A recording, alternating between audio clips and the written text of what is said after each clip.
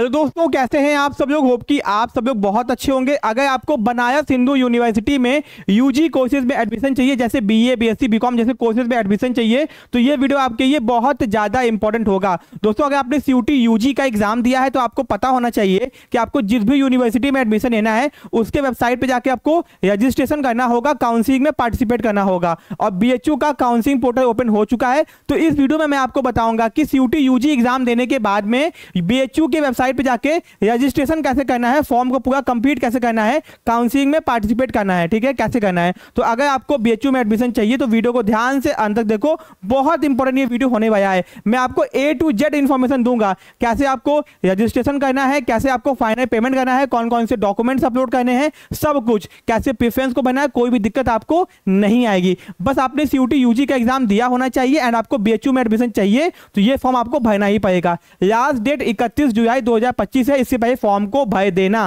वरना आपका कितना भी अच्छा मार्क्स आया है सीयूटी यूजी में, डजंट मैटर, आपका बीएचयू में एडमिशन नहीं हो पाएगा। ये फॉर्म आपको भरना ही पड़ेगा, काउंसलिंग में पार्टिसिपेट करना ही पड़ेगा। और दोस्तों, इसका फीस भी है, वो भी आपको पेमेंट करना पड़ेगा, ठीक है। तो दोस्तों, अब बीएचयू का फॉर्म भरना कैसे है, कैसे रजिस्टर करना है, कैसे डॉक्यूमेंट्स को अपलोड करना है, भैया बिना किसी मिस्टेक के, और हाँ गलती करने की कोशिश बिल्कुल मत करना। गलती हो तो भाई सब कुछ चेक कर लो अच्छे से, भाई वीडियो देख लो फिर फॉर्म को भरना, ठीक है। आपको सबसे पहले यहाँ पे आना है, गूगल पे टाइप करना है बीएचयू एसी लिखना है, भैया नॉर्मल एसी ही लिखना है, ठीक है। तो आपके सामने वेबसाइट आएगी बनारस हिंदू यूनिवर्सिटी BHU.AC.in, इसको ओपन कर लेना, ठीक है। जैसे इसको ओपन करोगे आपके सामने ऐसा पोर्टल ओपन होकर आ जाएगा। ये मेन वेबसाइट है, यहाँ पे जाओगे एडमिशन पे, इस पे आपको जाना होगा, ठीक है। इस पे जाओगे फिर आप दोस्तों यहाँ पे आपको admission for undergraduate programmes, यहाँ पे आपका आ गया, ये यूजी का है, बाकी आपका बाकी कोर्सेज के ये पीजी यूजी का है, ठीक है। ये आपका यूजी के ये अप्लाई नाउ कर देना। जैसे ही अप्लाई नाउ करोगे यहाँ पे दिखाई देगा न्यू रजिस्ट्रेशन, ठीक है, आपको दिखाई देगा न्यू रजिस्ट्रेशन, आपको उस पर क्लिक कर देना है। जैसे क्लिक करोगे आपके सामने पूछेगा सीयूटी का एप्लीकेशन नंबर, यहाँ पे अपना एप्लीकेशन डाल देना, अपना डेट ऑफ बर्थ डाल देना, अपना यहाँ पे डाल देना कैप्चा कोड, और यहाँ पे रजिस्टर पे क्लिक कर देना। जैसे ही क्लिक करोगे आप, आपके ईमेल आईडी पे आपको एक तो मेल जाएगा, उस पर ओटीपी पूछेगा आपसे, ओटीपी बताएगा आपको, तो वो ओटीपी यहाँ पे डाल देना। फिर यहाँ पे अपना पासवर्ड सेट कर देना, ठीक है। ये ओटीपी आपके मोबाइल नंबर और ईमेल आईडी दोनों पे जाएगा, आप कहीं से भी देखो सेम ओटीपी जाता है, ठीक है। ओटीपी डाल के पासवर्ड सेट करके कैप्चा कोड डालना और सबमिट ओटीपी कर देना। जैसे ही ओटीपी को सबमिट करोगे वापस से आप मेन वेबसाइट पे आ जाओगे, ठीक है। जैसे मैंने सबमिट किया वापस से मैं मेन वेबसाइट पे यहाँ पे आ गया, ठीक है। फिर यहाँ पे आपका देखो पूछा कि आपके इन्फॉर्मेशन को सेव करना है कि नहीं करना है, तो मैंने सेव कर दिया, ठीक है। फिर यहाँ पे वापस से एप्लीकेशन नंबर डाल के देखो, यहाँ पे आप जब आप कर दोगे ना, तो जब वापस से आओगे अब लॉगिन पे जाओगे, कहाँ जाओगे, लॉगिन के ऊपर जाओगे। लॉगिन पे जाके अपना एप्लीकेशन नंबर डाल के पासवर्ड डालना होगा जो आपने सेट किया होगा, कैप्चा कोड डाल के लॉगिन कर देना है। यानी पहले रजिस्ट्रेशन करना है फिर लॉगिन करना है, ठीक है। रजिस्टर जैसे ही करोगे वापस से ओटीपी सबमिट करोगे आप सीधे मेन वेबसाइट पे आ जाओगे, ठीक है। और वहां पे आपको अपना एप्लीकेशन नंबर पासवर्ड डाल के आपको लॉगिन करना है, ठीक है। जैसे ही आप लॉगिन करोगे आपके सामने प्रॉपर पोर्टल ओपन होकर आ जाएगा, बहुत बड़ा सा, ठीक है। यहाँ पे profile, view CUT score card, admission information, my payment, सब कुछ दिखाई देगा। तो आपको आना है सीधे प्रोफाइल के ऊपर, प्रोफाइल पे क्लिक कर देना आपने। जैसे ही प्रोफाइल पे क्लिक करोगे आपसे पूछेगा, यहाँ पे देखो प्रोफाइल डिटेल आ गया, आपको इन्फॉर्मेशन को फिल करना होगा। यहाँ पे आपका नाम आपको दिया होगा, आपका जेंडर क्या है, यहाँ पे आपका डेट ऑफ बर्थ होगा, चेक करना अच्छे से। फिर आपका यहाँ पे देखना कैटेगरी कौन सी है, कैटेगरी को ध्यान से चूज करना। जो कैटेगरी चूज करोगे उसका सर्टिफिकेट भी अपलोड करना पड़ेगा। अगर आपने ईडब्ल्यूएस चूज किया तो आपको ईडब्ल्यूएस सर्टिफिकेट अपलोड करना पड़ेगा, ठीक है।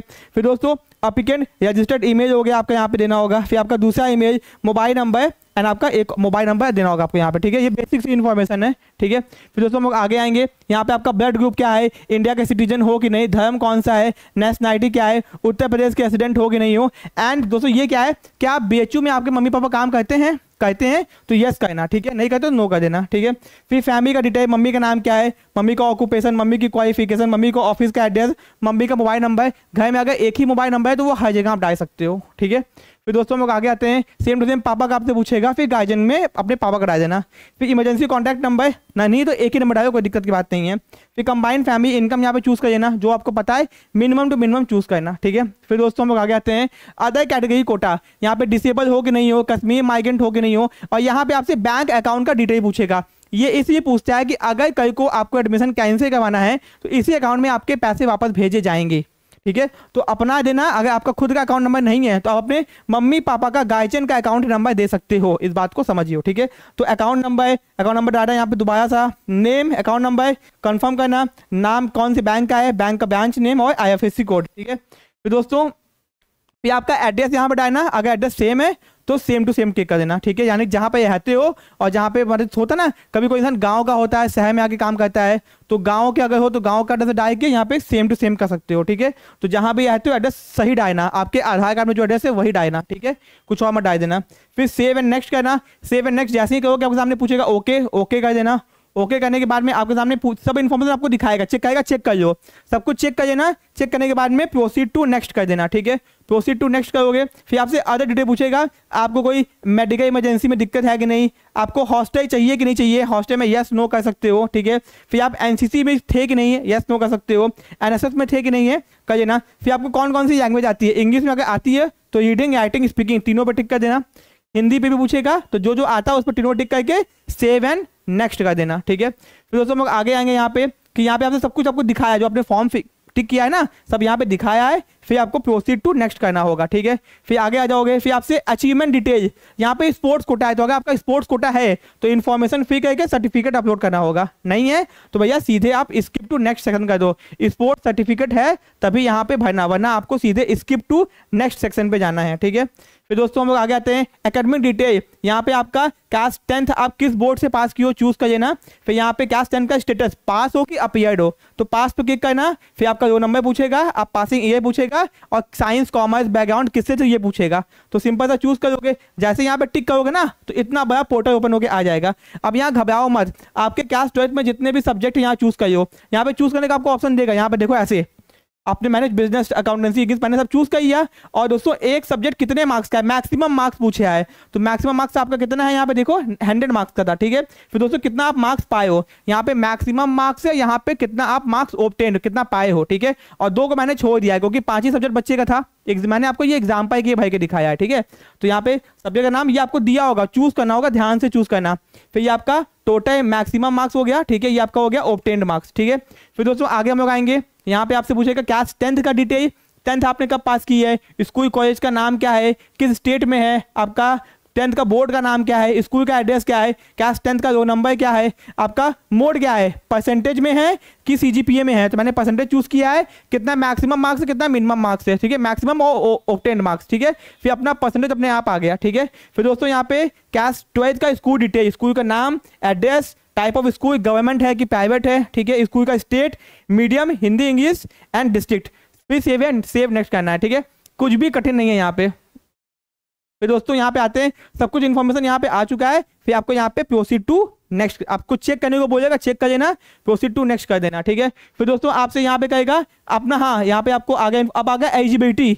अब चेक करो कि आप एलिजिबल हो कि नहीं, आपने किस फॉर्म, देखो आपको बेचू खुद ही बता देगा कि आप कौन कौन सा फॉर्म भर सकते हो। तो आपको एलिजिबिलिटी यहाँ पे दिखाया है, आपका registration number, name, admission category, आपको सब कुछ यहाँ पे दिखाएगा, यहाँ पे दिखाया, ठीक है। फिर दोस्तों आप नीचे आओगे, ये देखो ये है आपका बताया कि आप इन कोर्सेज में अप्लाई कर सकते हो। बेचू खुद ही बता देगा कि भैया यहाँ यहाँ यहाँ अप्लाई कर सकते हो, ठीक है, इस कोर्सेज में, इस कॉम्बिनेशन में, ठीक है। फिर दोस्तों प्रोसीड टू नेक्स्ट करना, यहाँ पे सारी इन्फॉर्मेशन चेक करना, सब पे टिक करना होगा आपको, टिक करके कंफर्म एंड सबमिट करना, सब कुछ चेक कर लेना, सब कुछ सही है कि नहीं है, वरना होगा बहुत आपको दिक्कत, ठीक है दोस्तों।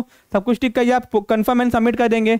फिर दोस्तों आपके यहाँ पे फोटो और साइन पहले से अपलोड होगा। फिर यहाँ पे बाकी डॉक्यूमेंट्स को 10th का सर्टिफिकेट, 12th का और दोस्तों डोमिसाइल सर्टिफिकेट अपलोड करना होगा, ठीक है। और ये नीचे कंडक्ट सर्टिफिकेट और माइग्रेशन ऑप्शनल है, नहीं है तो मत करना, कोई कंपल्सरी नहीं है, ऊपर वाले अपलोड करने होंगे। और अगर आपने EWS चूज किया होगा तो EWS भी अपलोड करना होगा, OBC किया हो तो OBC भी अपलोड करना होगा, SC ST को तो SC ST भी अपलोड करना पड़ेगा, ठीक है। तो ये बच्चा जनरल कैटेगरी का था, इसी यहाँ पे चूज करने की जरूरत नहीं है, ठीक है। फिर दोस्तों हम लोग आते हैं प्रीव्यू एंड सबमिट करते हैं फॉर्म को।